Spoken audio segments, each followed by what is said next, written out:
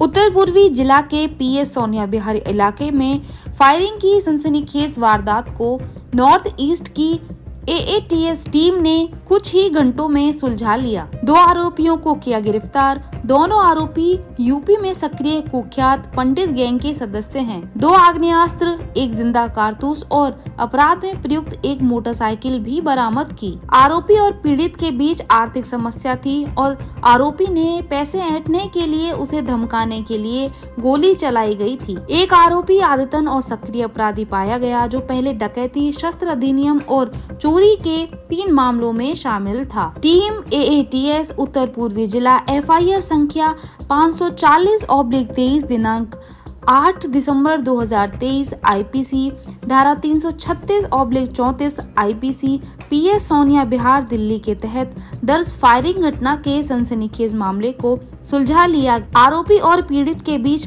पैसों की दिक्कत थी और उन्होंने उसे धमकाने के लिए गोलीबारी की ताकि उससे पैसे वसूले जा सकें। आरोपी सोनू शर्मा एक आदतन और सक्रिय आरोपी निकला जो पहले डकैती, हथियार अधिनियम और चोरी के 3 मामलों में शामिल पाया गया था। दोनों आरोपी यूपी में सक्रिय कुख्यात पंडित गैंग से जुड़ गए और अपराध करने लगे। 2 आग्नेयास्त्र, 1 जिंदा कारतूस और अपराध में इस्तेमाल की गई 1 मोटरसाइकिल बरामद की गई। उत्तर पूर्वी जिला डीसीपी डॉक्टर जॉय नेथानिल ने बताया, शिकायतकर्ता रिंकू जायसवाल पुत्र मोहन लाल निवासी गली नंबर 7 तीसरा पुश्ता सोनिया विहार दिल्ली ने रिपोर्ट दी कि 8 दिसंबर 2023 को सुबह लगभग 12:30 बजे किसी ने उनके घर के बाहर सड़क से गोली चलाई। वह सोनिया विहार इलाके में एक छोटी आभूषण की दुकान चलाते हैं। तदनुसार एफआईआर संख्या 540/23 दिनांक 8 दिसंबर 2023 के तहत आईपीसी पीएस की धारा 336/34 के तहत पीएस सोनिया विहार में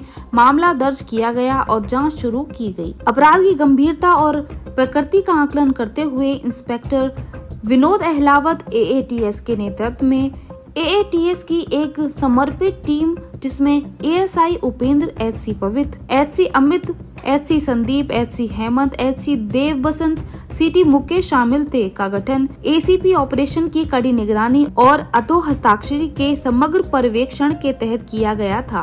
टीम को उचित जानकारी दी गई और मामले को सुलझाने और आरोपी व्यक्तियों को जल्द से जल्द पकड़ने का काम सौंपा गया। जांच के दौरान सीसीटीवी फुटेज को स्कैन किया गया और पता चला कि 2 व्यक्ति मोटरसाइकिल पर आए और उनके घर पर गोलीबारी की। शिकायतकर्ता रिंकू को यह भी संदेह था कि उनके पुराने परिचित सोनू शर्मा ने उनके घर पर गोलीबारी की होगी क्योंकि उनके बीच पैसे को लेकर विवाद चल रहा था। आरोपियों ने बाइक की नंबर प्लेट को कपड़े से ढक दिया था। कैमरों में आरोपियों द्वारा अपनाए गए उल्टे रास्ते का अनुसरण किया गया और टीम वाहन के वास्तविक पंजीकरण विवरण का पता लगाने में सक्षम रही जो अपराधियों में से एक के पिता के नाम पर पंजीकृत पाया गया था। आगे तकनीकी निगरानी बढ़ाई गई और स्थानीय स्तर पर तैनात स्रोतों से भी जानकारी एकत्र की गई।